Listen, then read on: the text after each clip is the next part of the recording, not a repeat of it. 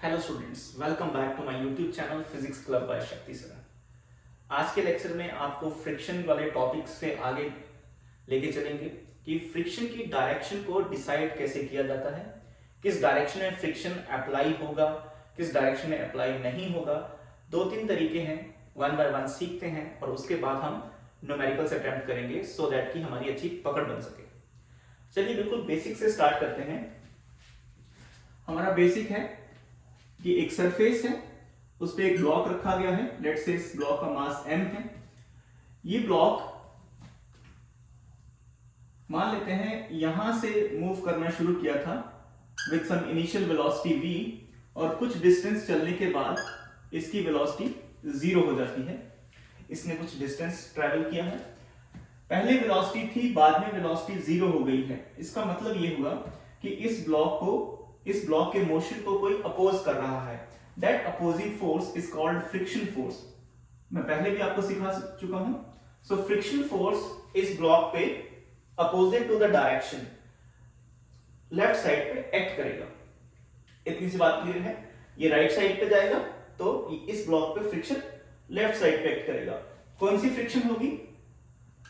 Kinetic friction होगी, because the block is in motion. Okay, easy सा था, simple था। नेक्स्ट अटेम्प्ट देखते हैं कि और इसमें क्या सीखा जा सकता है। कंसीडर करते हैं कि हमारे पास एक प्लैंक है और इस प्लैंक के ऊपर एक ब्लॉक रखा हुआ है। ये जो ब्लॉक है, it is moving with some velocity, let's say v2 equals to v, and this plank is moving with some velocity v1 equals to twice of v। ये वैल्यूज हैं। प्लैंक एक रफ सरफेस पे है। Okay, ये situations है। तो अब आपसे पूछ लिया जाता है कि ब्लॉक पे फ्रिक्शन किस डायरेक्शन में एक्ट करेगा और प्लैंक पे फ्रिक्शन किस डायरेक्शन में एक्ट करेगा। लेट्स से इसको A लिख लेते हैं, इसको B लिख लेते हैं। कैसे सॉल्व किया जाएगा इसको? बड़ा ही इजी सा तरीका है इसको अटेम्प्ट करने का। तो फ्रिक्शन की डेफिनेशन के अकॉर्डिंग अगर हम चलें तो फ्रिक्शन की डेफिनेशन हमें क्या सिखाती है कि friction acts opposite to the relative direction और रिलेटिव मोशन। सो फ्रिक्शन क्या होता है? Friction acts opposite to the relative motion. Relative motion इस तरह से। तो यहां पर भी हम चेक करेंगे कि रिलेटिव मोशन को और उसके अपोजिट डायरेक्शन में फ्रिक्शन एक्ट करेगा। चलिए पहले ए ब्लॉक के मोशन को चेक करते हैं। तो हम ऐसा लिखेंगे, ऐसे velocity of A with respect to B. क्या लिखा जाएगा? Velocity of A minus velocity of B. अब A का वेलोसिटी कितना है? ये है v i कैप, और B का वेलोसिटी कितना है? 2v i cap. जब आप इनको सॉल्व करते हो ये आएगा negative of v i cap. So ये है relative velocity of A with respect to B। Negative sign indicate कर रहा है कि ये जो इसकी रिलेटिव वेलोसिटी है ब्लॉक की with respect to plank is towards left due to this negative sign. अगर रिलेटिव वेलोसिटी A की लेफ्ट साइड पे है तो ऑब्वियसली इस पे जो फ्रिक्शन एक्ट करेगा वो राइट साइड पे एक्ट करेगा। कौन सी डायरेक्शन एक्ट करेगा? राइट साइड पे इस पे एक्ट करेगा। तो हम लिख सकते हैं कि A पे ब्लॉक पे जो फ्रिक्शन एक्ट करेगा इन दिस डायरेक्शन, इस डायरेक्शन में एक्ट करेगा। अगर ब्लॉक पे फ्रिक्शन इस डायरेक्शन में एक्ट करेगा तो प्लैंक पे उसके अपोजिट डायरेक्शन में एक्ट करेगा। सो प्लैंक पे फ्रिक्शन इस डायरेक्शन में एक्ट करेगा। ये जो दोनों फोर्सेस हैं ये न्यूटन थर्ड लॉ के अकॉर्डिंग एक्शन और रिएक्शन पेयर बना रही हैं, इक्वल एंड अपोजिट। ओके, सो इस ब्लॉक पे अगर ये सरफेस है तो इस पे फ्रिक्शन इस डायरेक्शन में और इस पे इस डायरेक्शन में एक्ट करेगा। ये डायरेक्शन हमने कैसे डिसाइड की? ये डेफिनेशन के अकॉर्डिंग और उसका ये मैथमेटिकल कैलकुलेशन देख के डिसाइड किया है कि ए ब्लॉक पे फ्रिक्शन इस डायरेक्शन में होगा तो बी पे इस डायरेक्शन में होगा। ठीक है, एक और देखते हैं स्टैटिक फ्रिक्शन की कैसे डायरेक्शन देखी जा सकती है। अगेन कंसीडर करते हैं हमारे पास एक प्लैंक है and this plank is moving with some acceleration a। इसके ऊपर एक ब्लॉक रखा गया है, ब्लॉक इज एट रेस्ट। ये जो ब्लॉक है ये रेस्ट पर है। अब ब्लॉक रेस्ट पे है, कार्ट कह दो या प्लैंक कह लो, plank is accelerating with some acceleration a। इसका मतलब ये हुआ कि जो ब्लॉक है ये भी a एक्सेलरेशन से फॉरवर्ड डायरेक्शन में मूव कर रहा है। अब अगर ये भी मूव कर रहा है a एक्सेलरेशन से, as this block is at rest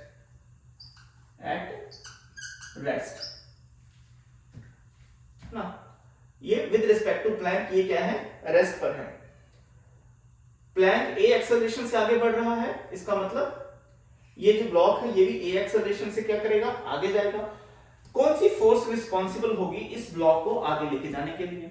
जो फोर्स रिस्पॉन्सिबल होगी यहां पर, that is the static friction force. That is the static friction force which is responsible to move this block along with plank. तो ये दोनों साथ साथ आगे जाएंगे। करेक्ट हो गया? ठीक है, अब हमारे पास छोटे छोटे एग्जाम्पल्स हैं, कुछ बड़े एग्जाम्पल भी हैं। तो एग्जाम्पल हम फर्स्ट कंसीडर करते हैं। Example number first, example number first देखो क्या कहता है कि हमारे पास एक ब्लॉक है 10 kg का, इसके ऊपर 25 न्यूटन का फोर्स लगाया है। जैसे ही इसके ऊपर 25 न्यूटन का फोर्स लगता है तो ये जो ब्लॉक है ये स्लाइड करना शुरू हो जाता है। ठीक है, स्लाइड करना शुरू हो जाता है 25 न्यूटन फोर्स के कारण। इसका मतलब यहां पर कोई कोएफिशिएंट ऑफ फ्रिक्शन होगा, तो आपको यही coefficient of static friction calculate करना है। What is the value of this coefficient of static friction? देखते हैं इसको कैसे सॉल्व कर सकते हैं। इतनी फोर्स लगते ही ये स्लाइड करना शुरू कर देता है। This block is at its verge to slide on the surface due to this applied 25 newton force. चलिए देखते हैं इसकी अगर एफवीडी बनाते हैं तो डाउनवर्ड डायरेक्शन में वेट एक्ट करेगा mg, अपवर्ड डायरेक्शन में नॉर्मल एक्ट करेगा। ओके, ये ब्लॉक की टेंडेंसी है राइट साइड मूव करने की। इट मींस दैट जो फ्रिक्शन फोर्स होगा इस पे लेफ्ट साइड पे एक्ट करेगा इस तरह से। अब स्टैटिक फ्रिक्शन का जो हमारे पास फॉर्मूला होता है बड़ा ही आसान सा फॉर्मूला है, म्यू एस एन। एन किसकी वैल्यू होगी, N equals to M G यहां पर, तो मैं इसको लिख दूंगा म्यू एस एम जी। ये हो गया मेरे पास static friction. But the static friction क्या कहा क्वेश्चन ने, the block just starts to slide. It means that this static friction must be equals to 25 Newton. लिख रहा हूं, block just start to slide। तो यहां से ये मीनिंग निकलता है कि जो स्टैटिक फ्रिक्शन का वैल्यू होगा that must be equals to this 25 Newton। So मैं लिख रहा हूं 25 Newton equals to mu S. M का वैल्यू कितना है, 10 है, और जी मैं 10 कंसीडर कर रहा हूं। ये हो जाएगा 25 divided by 100 equals to mu S. So mu S का वैल्यू कितना आ जाएगा, mu S comes out to be 0.25। ये म्यू एस का वैल्यू आ जाएगा। सो हमारे पास एक नया अप्रोच है कि हमारे पास ये डायग्राम है। इस डायग्राम में हमें देखना है कि डायरेक्शन ऑफ फ्रिक्शन को कैसे हम एनालाइज कर सकते हैं। लेट्स से कि ये एक सिचुएशन है इस तरह से, ये एक सिचुएशन है, ए ब्लॉक है, बी ब्लॉक है, और बी पे इस डायरेक्शन में एक्सटर्नल फोर्स एक्ट कर रही है। इस फोर्स के कारण इस फोर्स के बारे में आपको पता है, बी ब्लॉक किस तरफ जाएगा, लेफ्ट साइड जाएगा। जब बी ब्लॉक लेफ्ट साइड जाएगा तो ए किधर जाएगा, राइट साइड जाएगा। तो हमें बताना है कि फ्रिक्शंस किस किस डायरेक्शन में एक्ट करेंगी ना। तो फ्रिक्शन को हम यहां पर देखेंगे। तो सबसे आसान तरीका एक ये भी है फ्रिक्शन की डायरेक्शंस को डिसाइड करने का, कि पहले ये कंसीडर करो कि किसी भी सरफेस पे कोई फ्रिक्शन एक्ट नहीं कर रहा है। अगर मैं कंसीडर करता हूं कि यहां पर फ्रिक्शन एक्ट नहीं कर रहा है, तो उसका क्या हमें नतीजा मिलेगा कि बड़े आसानी से हम कह सकेंगे कि बी वाला राइट साइड लेफ्ट साइड जाएगा और ए वाला राइट साइड जाएगा। अगर बी लेफ्ट साइड जा रहा है, जो कि इस डायग्राम में डेफिनेटली जाएगा, तो लेफ्ट साइड जाएगा तो बी पे जो फ्रिक्शन है वो राइट साइड एक्ट करेगी। ए राइट साइड मूव कर रहा है तो जो फ्रिक्शन फोर्स ए पे एक्ट करेगी वो लेफ्ट साइड एक्ट करेगी। तो चलिए मैं ड्रॉ कर रहा हूं, यहां पर टेंशन होगी, टेंशन फोर्स होंगी। तो अगर मैं बी ब्लॉक के बारे में बात करूं तो इस पे फोर्स इस डायरेक्शन में एक्ट कर रहा है। तो सबसे पहले यही सबसे एक अच्छा तरीका है डिसाइड करने का कि आप एज्यूम करो कि यहां पर रफ सरफेसेस नहीं है, तो फिर देखो कि ब्लॉक किस डायरेक्शन में मूव करेगा।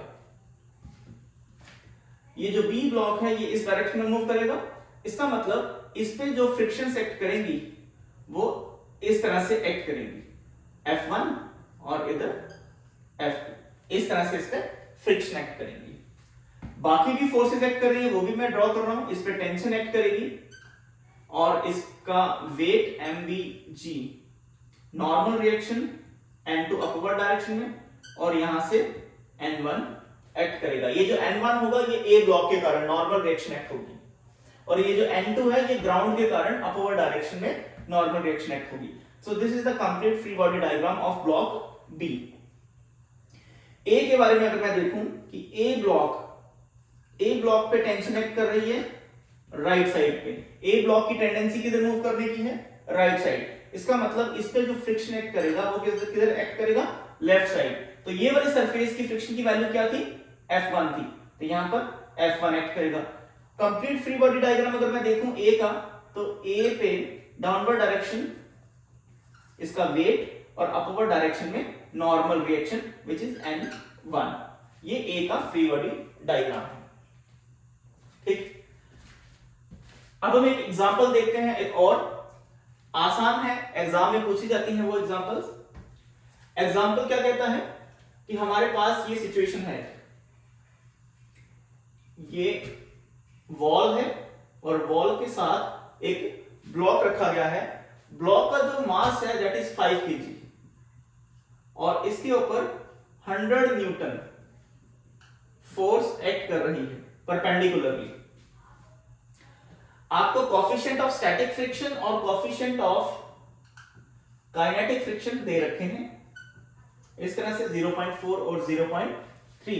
पूछा जाता है कि इस ब्लॉक का बताइए कितना एक्सेलरेशन होगा, क्या ये फॉल करेगा, अपवर्ड डायरेक्शन में जाएगा, डाउनवर्ड डायरेक्शन में जाएगा, रेस्ट पे रहेगा, और कितना एक्सेलरेशन होगा।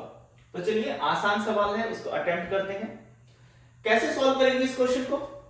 सबसे पहले तो इसका फ्री बॉडी डायग्राम बनाते हैं। फ्री बॉडी डायग्राम में आप देखोगे कि ये जो वॉल है, ये ब्लॉक पे नॉर्मल फोर्स लगा रहा है। किस डायरेक्शन में लगाएगा नॉर्मल फोर्स? इस डायरेक्शन में नॉर्मल फोर्स लगाएगा, ठीक है, हॉरिजॉन्टल डायरेक्शन से। डाउनवर्ड डायरेक्शन में आपको पता है वेट एक्ट करेगा mg। अगर डाउनवर्ड डायरेक्शन में वेट एक्ट करेगा तो फ्रिक्शन किस तरफ लगने की टेंडेंसी है, अपवर्ड डायरेक्शन में। मैंने आपको पहले ही बताया है कि एज्यूम करो कि यहां पर कोई रफ सरफेस नहीं है। अगर ये रफ सरफेस नहीं है तो ब्लॉक नीचे गिरेगा। जब ब्लॉक की टेंडेंसी नीचे गिरने की है, डाउनवर्ड डायरेक्शन में मूव स्लाइड करने की है, तो फ्रिक्शन अपवर्ड डायरेक्शन में एक्ट करेगा। क्लियर हो गया? इतनी ही फोर्सेस इस पे एक्ट कर रही हैं। चलिए हॉरिजॉन्टल डायरेक्शन से हमें डिसाइड क्या होता है कि जो नॉर्मल है इसकी वैल्यू कितनी होगी, अप्लाइड फोर्स के कारण होगी, क्योंकि हॉरिजॉन्टल डायरेक्शन में ब्लॉक मूव नहीं करेगा। तो नॉर्मल का वैल्यू कितना आ गया, 100 न्यूटन। ये नॉर्मल का वैल्यू आ गया। mg कितना है, mg को कैलकुलेट करते हैं, 5 × 10 50 न्यूटन, ये mg होगा। स्टैटिक फ्रिक्शन देखते हैं कितना होगा, mu S N.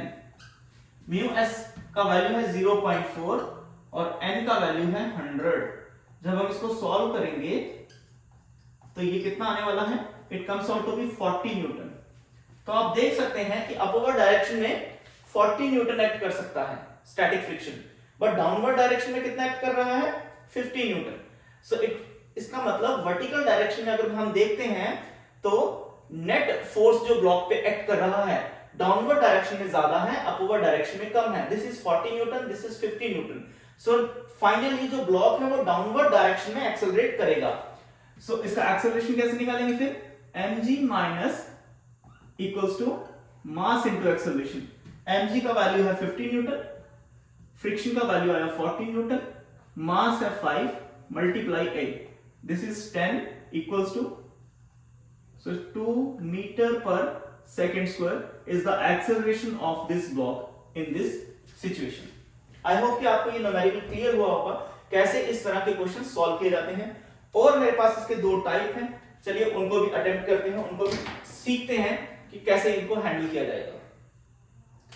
Next diagram जो है सिचुएशन की,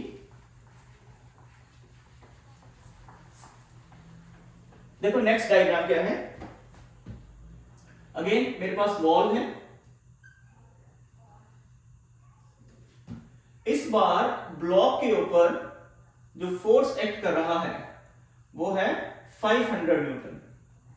500 न्यूटन, मास उतना ही है 5 केजी। तो अब पूछा गया कि ब्लॉक की एक्सेलरेशन क्या होगी, चलिए चेक करते हैं। ये सिचुएशन है, वैल्यू सेम है, डाउनवर्ड डायरेक्शन में कनेक्ट करेगा mg। ये जो वॉल है ब्लॉक के ऊपर नॉर्मल रिएक्शन इस डायरेक्शन में लगाएंगे अगेन, और स्टैटिक फ्रिक्शन लग जाएगा अपवर्ड डायरेक्शन में इस तरह से। सेम अटेम्प्ट है, नॉर्मल का वैल्यू कितना होगा 500 न्यूटन, ये हो गया नॉर्मल का वैल्यू। ऑलराइट, mg कितना है, mg है मेरे पास again 50, 5 into 10 50 newton. Static friction कितना है इस सिचुएशन में, स्टैटिक फ्रिक्शन का जो मैक्सिमम वैल्यू है, maximum value of static friction can be mu S N. Mu S का वैल्यू है 0.4 और n कितना है मेरे पास 500। जब मैं इसको सॉल्व करता हूं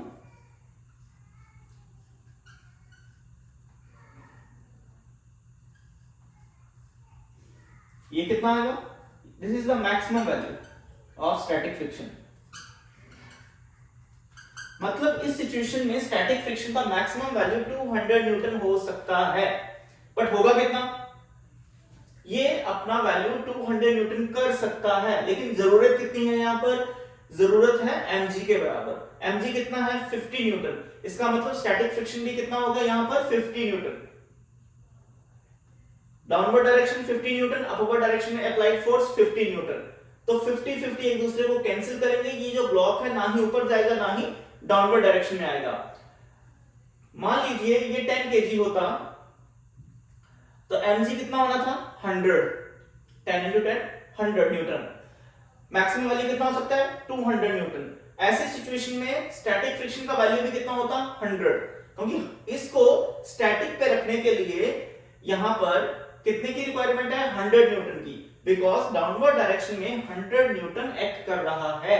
तो अपवर्ड डायरेक्शन में भी अगर 100 न्यूटन का स्टैटिक फ्रिक्शन होगा तो नेट फोर्स वर्टिकल डायरेक्शन में 0 हो जाएगा। मैक्सिमम वैल्यू 200 न्यूटन है। बहुत सारे बच्चे यही अटक जाते हैं कि अपवर्ड डायरेक्शन में 200 न्यूटन एक्ट करेगा, डाउनवर्ड डायरेक्शन में 50 न्यूटन एक्ट करेगा, तो इसमें नेट फोर्स अपवर्ड डायरेक्शन में है। गलत हो गया सवाल। You know the definition of static friction. Static friction says that it is the self-adjusting force. ये अपनी वैल्यूज को क्या कर सकती है, एडजस्ट कर सकती है। ये अपनी डायरेक्शंस को क्या कर सकती है, एडजस्ट कर सकती है। तो यहां पर भी इसने कायदे से अपनी वैल्यू को एडजस्ट किया। कितना एडजस्ट करेगी, 50 न्यूटन की रिक्वायरमेंट है ना यार। आप 10,000 रुपए लेके जाते हो जूते खरीदने, आपने बढ़िया से जूते खरीदी, मान ली स्केचेस के शूज खरीद लिए आपने, कितने के आए 6,000 के शूज आए। आपकी पास मैक्सिमम वैल्यू कितनी थी 10,000 रुपीज, रिक्वायरमेंट कितनी है 6,000। तो अब आप बताइए, आप 6000 ही पे करेंगे कि 10,000 पे करेंगे? आप 6000 ही पे करेंगे स्केचर्स के शूज के लिए। सेम सिचुएशन यहां पर है। यहां पर इस ब्लॉक को रेस्ट पे रखने के लिए कितनी रिक्वायरमेंट है? 50 न्यूटन की। तो ये अपनी वैल्यू कितनी रखेगा? 50 न्यूटन ही रखेगा। अगर ये 100 होगा, ये अपनी वैल्यू कितनी ले लेगा? 100। ये 150 होगा, ये अपनी वैल्यू कितनी रखेगा? 150, ब्लॉक रेस्ट पे रहेगा।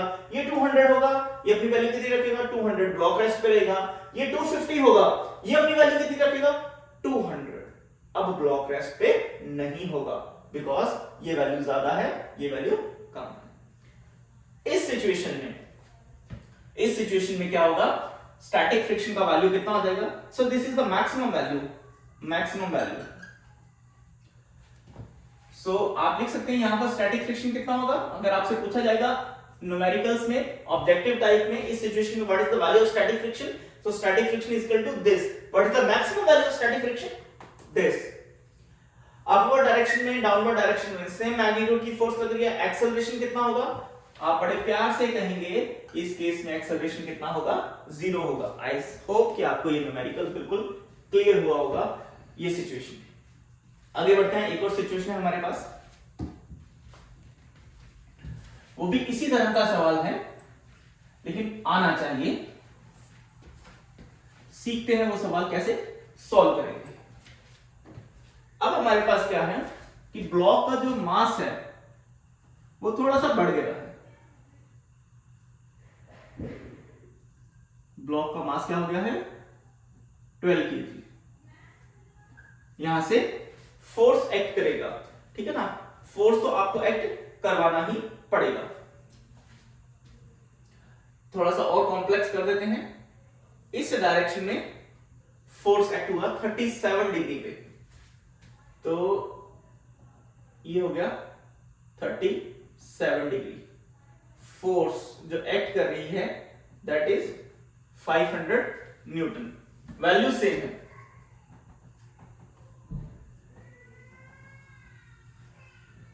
इस तरह से 0.4, 0.3। ठीक। अब सॉल्व करना है और बताना है कि एक्सेलरेशन कितना होगा ब्लॉक का, किस डायरेक्शन में होगा। चलिए सॉल्व करते हैं। इस फोर्स को हमें रिजॉल्व करना पड़ेगा।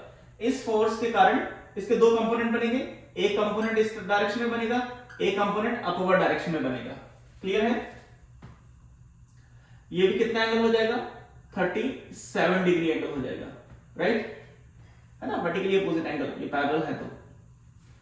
तो इस डायरेक्शन में जो फोर्स लगेगा that is F cos of 37 degree. Upward direction में जो फोर्स लगेगा F sin ऑफ 37 डिग्री। इस तरह से फोर्सेस लगेंगी ब्लॉक पे। क्लियर? इसका मतलब ये जो ब्लॉक है इस पे अपवर्ड डायरेक्शन में एक फोर्स लग रहा है F sin ऑफ 37 डिग्री, और इस डायरेक्शन में जो फोर्स लग रहा है F cos of 37 degree. Normal उसके अपोजिट डायरेक्शन में इस तरह से लगेगा। डाउनवर्ड डायरेक्शन में कौन एक्ट कर रहा है? mg एक्ट कर रहा है। फ्रिक्शन किधर लगेगा? अपवर्ड डायरेक्शन में लगेगा कि डाउनवर्ड डायरेक्शन में लगेगा, वो हम डिसाइड करेंगे इनकी वैल्यूज को देख के। कैसे मैंने सिखाया? पहले हमें अज्यूम करना है कि यहां पर कोई भी रफ सरफेस नहीं है, तो फिर देखना है कि ब्लॉक किधर जाएगा। मान लो कि ये रफ सरफेस नहीं है, ब्लॉक ऊपर जाएगा कि नीचे जाएगा इन फोर्सेस के कारण। अगर ब्लॉक ऊपर जाएगा तो फ्रिक्शन डाउनवर्ड डायरेक्शन में लगेगा, अगर ब्लॉक नीचे जाएगा तो फ्रिक्शन अपवर्ड डायरेक्शन में लगेगा। तो ये 12 है, तो इसका मतलब ये कितना हो गया? 12 इंटू 10, ये हो गया 120 Newton mg। F sin theta कितना हो जाएगा? F है हमारे पास 500 और sin 37 होता है 3/5। आप इसको सॉल्व करेंगे, ये आ गया 300 न्यूटन। 300 न्यूटन अपवर्ड डायरेक्शन में और 120 न्यूटन डाउनवर्ड डायरेक्शन में। ब्लॉक किधर जाएगा? अपवर्ड डायरेक्शन में जाएगा, तो फ्रिक्शन किधर लगेगा? डाउनवर्ड डायरेक्शन में लगेगा। तो इस सिचुएशन में जो फ्रिक्शन फोर्स है वो लगेगा डाउनवर्ड डायरेक्शन में। इतनी बात क्लियर हो गई? चलिए अब फ्रिक्शन की वैल्यू देख लेते हैं। फ्रिक्शन की वैल्यू कितनी हो सकती है? Friction static maximum value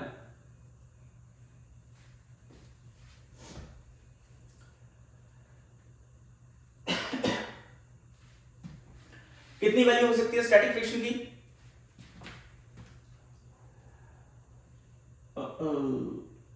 I think कि हमें अब स्टैटिक फ्रिक्शन नहीं देखना पड़ेगा, अब हमें काइनेटिक फ्रिक्शन देखना है। काइनेटिक फ्रिक्शन का वैल्यू हमें दे रखा है, तो देखो काइनेटिक फ्रिक्शन कितना हो जाएगा। हालांकि अगर वैल्यू सॉल्व करेंगे तो ये कितना आ जाएगा, mu S N. Mu S का वैल्यू कितना 0.4, एन कितना आया, इसको सॉल्व करते हैं, ये हो जाएगा 500 4/5 cos 37 डिग्री। कैसे आ गई ये वैल्यू, ये वाले ट्रायंगल से, ये होता है 37 डिग्री, ये होगा 53 डिग्री, 3 4 5, ये 90 डिग्री। तो यहां से आप देख सकते हो साइन ऑफ 37 डिग्री कितना हो जाएगा 3/5 परपेंडिकुलर अपॉन हाइपोटेन्यूज, और cos ऑफ 37 डिग्री कितना हो जाएगा 4/5 बेस अपॉन हाइपोटेन्यूज। चलिए n का वैल्यू कितना है, यह normal reaction, normal reaction is equal to this f cos 37 degree. इसको अगर मैं सॉल्व करता हूं it comes out to be 400 newton. तो नॉर्मल रिएक्शन यहां आ रहा है 400 न्यूटन। 4 डिवाइडेड बाय 10 400, सॉल्व करेंगे, ये आया है maximum value of static friction. Kinetic friction कितनी होगी, काइनेटिक फ्रिक्शन होगी 0.3 into n, that is 3/10। n का वैल्यू कितना है 120, यहां से देखो n का सॉरी n का वैल्यू कितना आ रहा है 400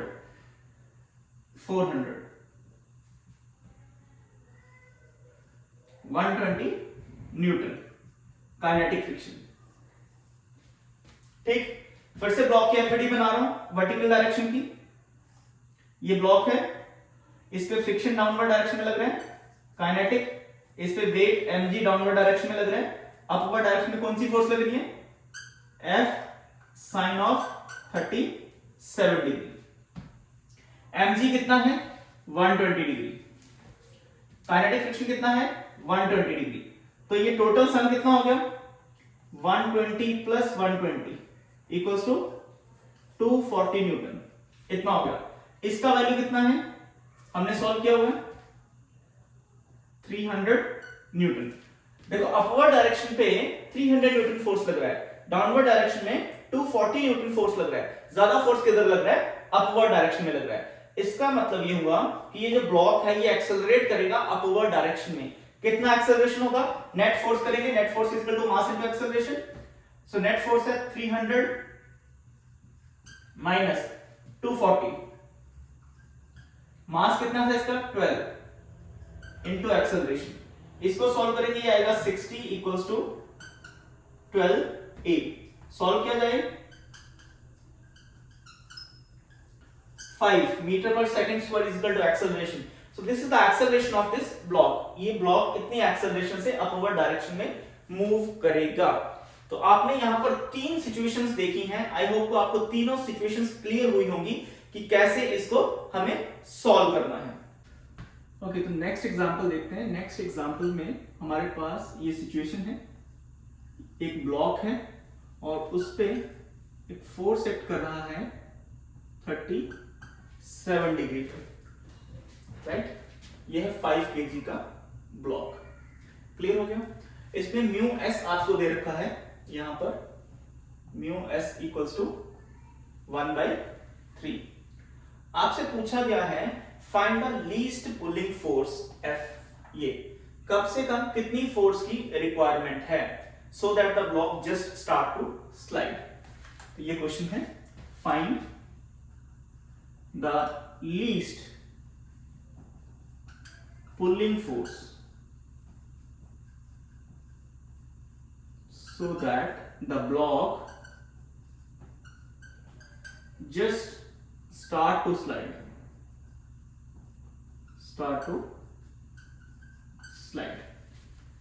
तो आपको ये F का मिनिमम वैल्यू कैलकुलेट करना है, कम से कम कितना वैल्यू होना चाहिए F का। चलिए इसको डिसाइड करते हैं। ये F एंगल पैक्ट कर रहा है तो इसके दो कंपोनेंट बन जाएंगे। एक कंपोनेंट इस डायरेक्शन में होगा F cos ऑफ 37 डिग्री और एक अपवर्ड डायरेक्शन में लगेगा F साइन ऑफ 37 डिग्री, इस तरह से डाउनवर्ड डायरेक्शन में वेट एक्ट करेगा mg, नॉर्मल अपवर्ड डायरेक्शन में एक्ट करेगा और फ्रिक्शन इस डायरेक्शन में एक्ट करेगा। क्यों इस डायरेक्शन में एक्ट करेगा फ्रिक्शन? क्योंकि मान लो कि पहले यहां पर कोई फ्रिक्शन नहीं है, ये स्मूथ सरफेस है, तो ये वाली फोर्स के कारण ब्लॉक किधर जाएगा? राइट साइड पे जाएगा। तो फ्रिक्शन इस पे किस डायरेक्शन में एक्ट करेगा? देन लेफ्ट साइड पे एक्ट करेगा। कौन सा फ्रिक्शन होगा? स्टैटिक फ्रिक्शन होगा। क्यों स्टैटिक फ्रिक्शन होगा? लीस्ट पुलिंग फोर्स की रिक्वायरमेंट है कि कम से कम वो वाली फोर्स हमें पता करनी है जब ये ब्लॉक रेस्ट से जस्ट मूव करने की वर्ड्स पे हो, सिचुएशन में हो। तो ऐसी सिचुएशन में जो जब ये रेस्ट पर था तो कौन सी फोर्स एक्ट कर रही थी? स्टैटिक फ्रिक्शन एक्ट कर रहा था। ऑलराइट, तो अब आप देखोगे वर्टिकल डायरेक्शन में अगर मैं इसको डिसाइड करता हूं, दो फोर्सेस अपवर्ड डायरेक्शन में है, नॉर्मल और F sin 35, और डाउनवर्ड डायरेक्शन में कौन है? mg है। तो यहां से देखते हैं, ये आ जाएगा नॉर्मल प्लस, ये आएगा normal plus F sin 37 degree equals to mg। Clear? एक इक्वेशन ये आ गया। यहां से नॉर्मल का वैल्यू हम कैलकुलेट कर सकते हैं। तो नॉर्मल कितना हो जाएगा, या ऐसा लिख सकते हैं 35 कितना होगा? 3/5। m कितना है? 5 और g है हमारे पास 10। n प्लस 3/5 और we can say 50 minus 3/5 f। इस तरह से ये नॉर्मल का वैल्यू मैं लिख रहा हूं। हॉरिजॉन्टल डायरेक्शन में अगर मैं देखूं तो हॉरिजॉन्टल डायरेक्शन में क्या होगा? F cos of 37 degree must be equals to static friction. F cos of 37 degree must be equals to static friction, right? According to the condition of the numerical. ऐसा लिखा जाएगा। Alright, अब ये तो मैं एज इट लिख देता हूं। F cos 37 डिग्री कितना होगा? 4/5। स्टैटिक फ्रिक्शन कितना होता है? Mu S N. एन की वैल्यू यहां से मैं लूंगा। सो F 4/5 म्यू एस का वैल्यू कितना है? 1/3 है। 1/3। एन का वैल्यू है 50 माइनस 3/5 F। सो इस इक्वेशन में सिर्फ एक ही वेरिएबल है, दैट इज F। इस F को कैलकुलेट किया जाएगा। 4/5 F इक्वल्स टू, आप चाहो तो इसको इधर मल्टीप्लाई कर लें, that is 12/5 F equals to 50 minus 3/5 F। Solve करते हैं इसको। 12/5 F plus 3/5 F equals to 50। 15/5 F equals to 50। Solve करेंगे। 3F equals to 50, F equals to 50/3 newton. So this is the solution of the numerical. So ये numerical है हमारे पास। Next छोटा सा example है। म्यू फॉर ऑल सरफेसेस, जहां पर भी फ्रिक्शन की रिक्वायरमेंट होगी वहां पर कोएफिशिएंट ऑफ फ्रिक्शन कितना है? म्यू है। यहां पर ए और बी के बीच और बी और सरफेस के बीच म्यू हम कंसीडर करेंगे। कहता है फाइंड एफ, ये एफ का कैलकुलेशन करना है to slide B at constant speed. B जब लेफ्ट साइड पे कांस्टेंट स्पीड से मूव करेगा या कांस्टेंट वेलोसिटी से मूव करेगा। एक बात तो क्लियर है, एक्सेलरेशन 0 होगी, कांस्टेंट वेलोसिटी है तो एक्सेलरेशन 0 होगी। मतलब क्या हुआ कि इस पे नेट फोर्स कितनी होनी चाहिए? 0 होनी चाहिए। ये बात क्लियर होनी चाहिए। चलिए अगर मैं इसको देखता हूं, ए की और बी की एफबीडीज बनाऊं, आप देखोगे ए पे इधर ये ए बंधा हुआ है with some tension, A is at rest. A पे इस डायरेक्शन में टेंशन फोर्स एक्ट कर रही है और ए रेस्ट पर है। इसका मतलब क्या हुआ कि ए पे एक फ्रिक्शन फोर्स इस डायरेक्शन में एक्ट करेगी। अब हॉरिजॉन्टल डायरेक्शन में आप कह सकते हो कि इस पे नेट फोर्स 0 होगी और ए रेस्ट पर रहेगा। डाउनवर्ड डायरेक्शन में MAG और अपवर्ड डायरेक्शन में N1। इसका मतलब ये जो सरफेस है यहां पर नॉर्मल N1 होगा और इस सरफेस में जो नॉर्मल है वो मैं N2 लिख रहा हूं। बी का FBD बनाता हूं अगर मैं बी ब्लॉक का, बी ब्लॉक में फोर्स लेफ्ट साइड है। अगेन एज्यूम करिए कि यहां पर कोई भी सरफेस रफ सरफेस नहीं है, तो बी ब्लॉक लेफ्ट साइड जाएगा तो इस पे फ्रिक्शंस, बी पे फ्रिक्शंस किस तरफ लगेगी, राइट साइड पे फ्रिक्शंस लगेगी। जब बी पे राइट साइड पे फ्रिक्शंस लगेगी तो एक तो यहां पे एक्ट करेगा F1 और एक यहां पर एक्ट करेगा F2। इस तरह से दो फ्रिक्शन एक्ट करेंगे, एक तो ये वाले सरफेस के कारण फ्रिक्शन एक्ट करेगा, एक ये वाले सरफेस के कारण फ्रिक्शन एक्ट करेगा। क्लियर हो गया। डाउनवर्ड डायरेक्शन में MBG इस तरह से डाउनवर्ड डायरेक्शन में फोर्स एक्ट करेगा और अपवर्ड डायरेक्शन में नॉर्मल N2 एक्ट करेगा। ये वाला ग्राउंड जो है अगर आप चाहो तो यहां ड्रॉ कर लो, यहां पर कि N2 यहां एक्ट करेगा और ऊपर से N1 एक्ट करेगा। चलिए हॉरिजॉन्टल डायरेक्शन या वर्टिकल डायरेक्शन, वर्टिकल डायरेक्शन अगर मैं देखूं तो N1 और MBG ये डाउनवर्ड डायरेक्शन है, इसका मतलब N2 equals to N1 plus MBG, N2 equals to N1। N1 कितना है यहां पर, यहां से N1 कितना आया, N1 इक्वल्स टू MAG आया।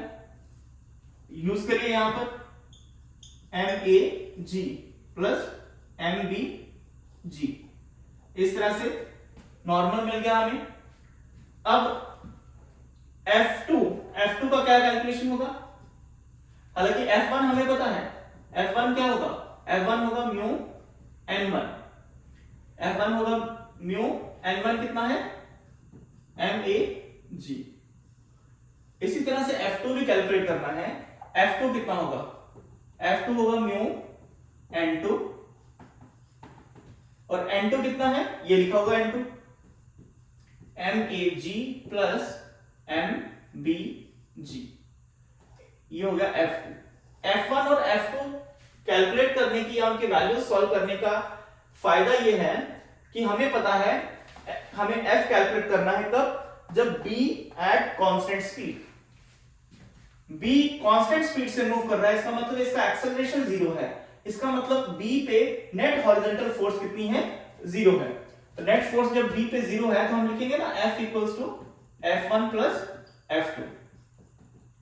F1 का वैल्यू है म्यू MAG और F2 का वैल्यू है म्यू MAG प्लस MBG। इस तरह से अगेन फर्दर अगर हम सॉल्व करते हैं इसको, यह आ जाएगा mu 2 times of MA plus MBG। Clear है, ये दो बार आ रहा है, ये 2 टाइम हो जाएगा MBG। So this is the answer of this numerical. तो कुछ मैंने आपके सामने छोटे छोटे न्यूमेरिकल रखे हैं, आई होप को आपको ये न्यूमेरिकल पसंद आएंगे। अब इस लेक्चर्स के साथ हम आगे बढ़ेंगे, फ्रिक्शन के और भी बहुत सारी वैरायटी है, मैं बहुत सारे अलग अलग छांट के न्यूमेरिकल लेके आऊंगा कि जेईई मेंस के लिए जो अच्छे सवाल बन सकते हैं, जेईई एडवांस के लिए जो अच्छे सवाल बन सकते हैं और नीट लेवल में फ्रिक्शन के जो सवाल बन सकते हैं, बट वो कुछ बेसिक टॉपिक्स कवर करने के बाद मैं आपको डिस्कस करूंगा। पहले टॉपिक से रिलेटेड ही न्यूमेरिकल्स डिस्कस किए जाएंगे, न्यूमेरिकल एग्जांपल्स डिस्कस किए जाएंगे। आप भी अपनी जगह पर अच्छे से मेहनत करिए, पढ़िए, हमारे साथ लगे रहिए और जिंदगी में आगे बढ़िए। Wish you all the best, bye bye.